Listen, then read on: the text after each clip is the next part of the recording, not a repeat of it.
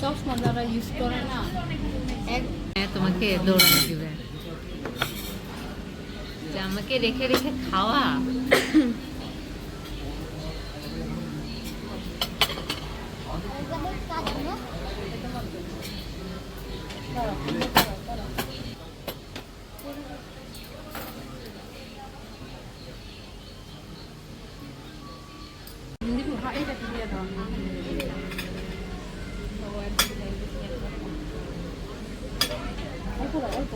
বেশি খেতে পারবে না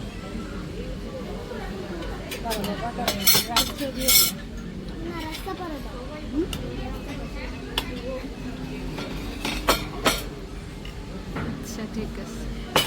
গরম বাবা গরম। ওকে ওকে তুলে দে, কোন চিকেন নিবে ওকে? এটা মাংস ছিল তো। আচ্ছা যেটা খায়।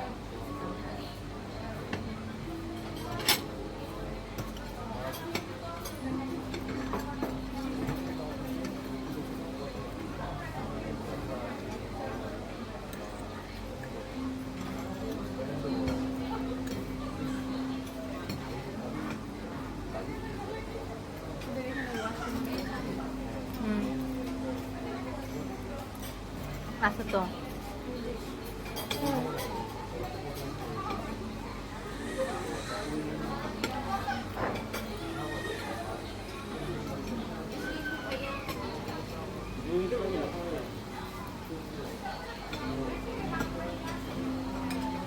আসসালামু আলাইকুম। নতুন আরেকটি ব্লগে আপনাদের সবাইকে স্বাগতম। সারাদিন পর ক্যামেরার সামনে আসছি এবং আপনাদের সবাইকে ওয়েলকাম করছি, কারণ সকাল থেকে ওইভাবে ব্লগ করতে পারি নাই। আর আজকে বাইরে গিয়েছিলাম, এইমাত্র বাসায় আসলাম। আজকে একটু লেটই হয়ে গেছে। এর আগে যখন বের হয়েছিলাম তখন এর থেকে আগে বাসায় ফিরেছিলাম, বাট আজকে লেট হয়ে গেছে। আজকে ভয়ে ভয়ে গিয়েছিলাম। আজকে 2টার সময় বাসা থেকে বের হয়েছিলাম। ভয়ে ভয়ে গিয়েছিলাম যে জারিফ আবার ঘুম থেকে উঠে কান্নাকাটি করে কিনা, বাট মাশাআল্লাহ জারিফ ভালোই ছিল। আম্মু জারিফকে খাইয়ে তারপরে ওকে গোছগাছ করিয়ে রেডি টেডি করে নানা ভাইয়ের সাথে বাহিরে পাঠিয়েছিল, বাহিরে ঘুরে টুরে এসেছিল।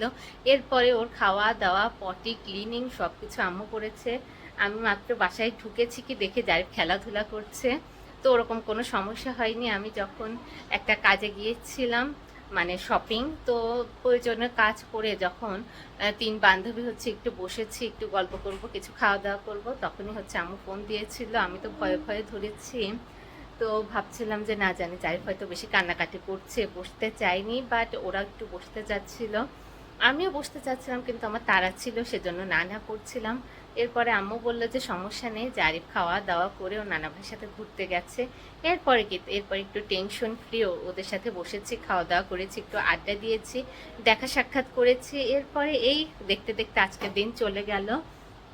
কালকের দিন ঠিক করেছি গো টু বাসা, মানে কালকে বাসায় চলে যাব। তো সব কাজ প্রয়োজন দেখা সাক্ষাৎ সব কিছু করে এসেছি। আল্লাহ যদি মানে সুস্থ রাখে, ভালো রাখে, তাহলে সহি সালামতভাবে বাসায় চলে যাব। এই হচ্ছে ব্যাপার। আর এই কর্নারে করা এটাই হয়তো আমার শেষ ব্লগ। মানে পিছনে অনেক হাবিজাবি হয়ে আছে, জিনিসপাতি অমনি, কারণ গোছাই নাই, কয়দিন থাকবো সেজন্য ওইভাবে কোনো গোছগাছ করি নাই, রুমে শুধু থেকেছি।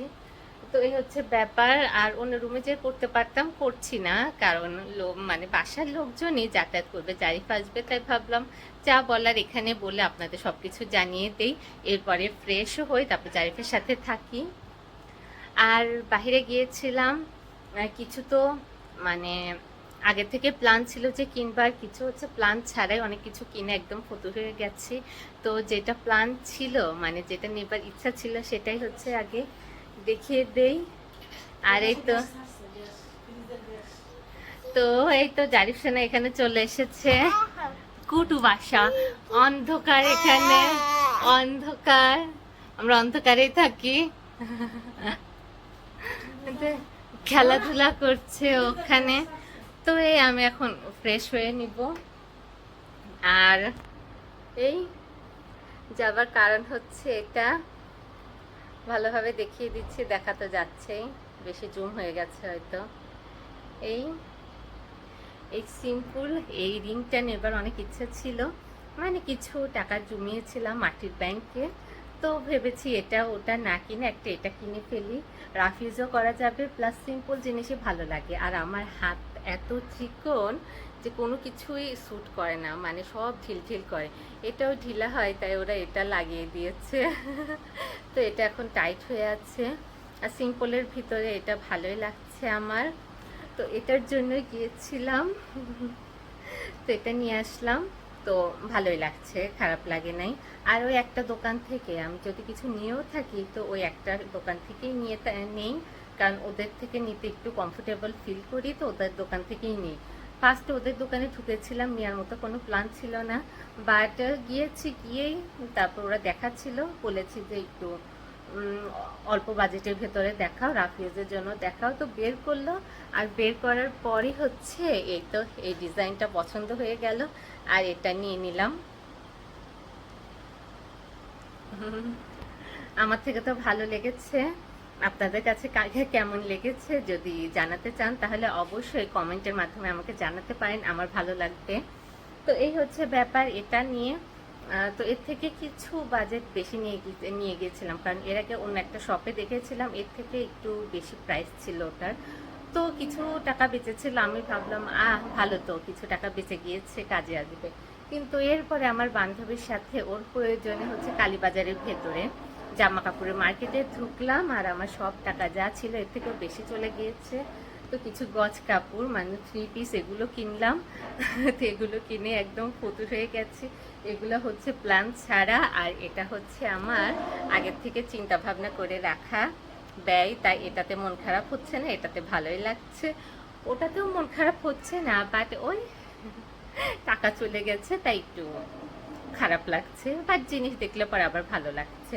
তো এখন বানাবো না, রেখে দিয়ে আস্তে ধীরে বানাবো।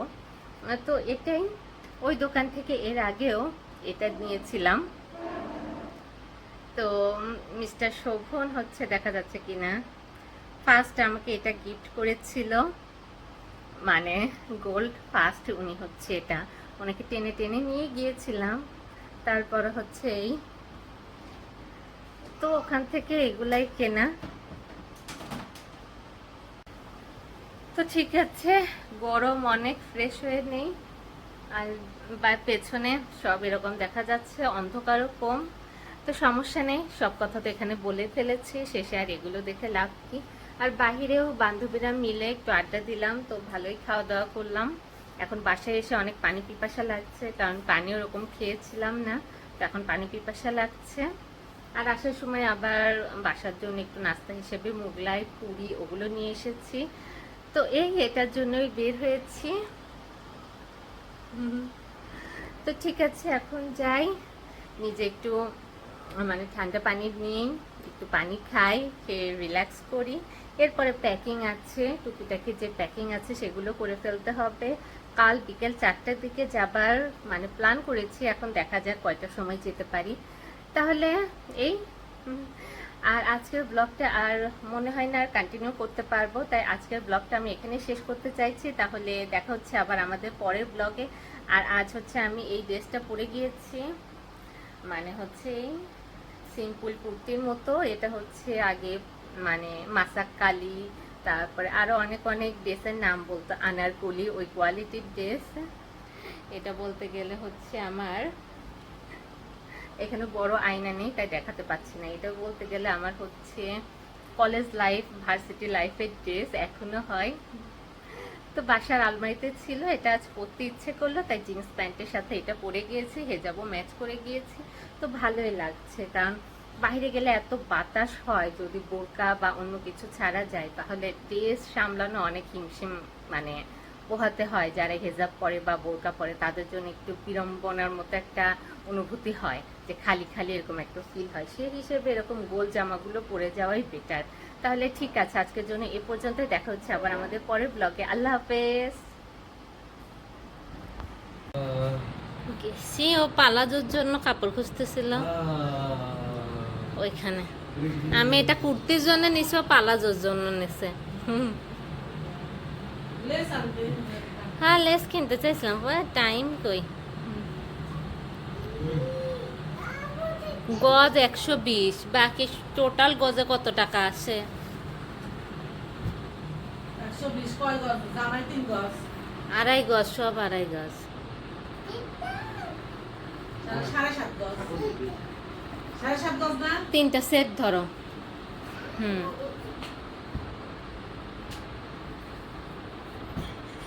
120 টাকা তাহলে 7.5 গজ কত টাকা আছে 700 টাকা আর 140 টাকা 840 840 হ্যাঁ কি কি হিসাব করতে 16 17 18 19 20 21 22 24 80 90 2520 টাকা কিরে নো প্রবলেম নো প্রোগ্রাম কত সিম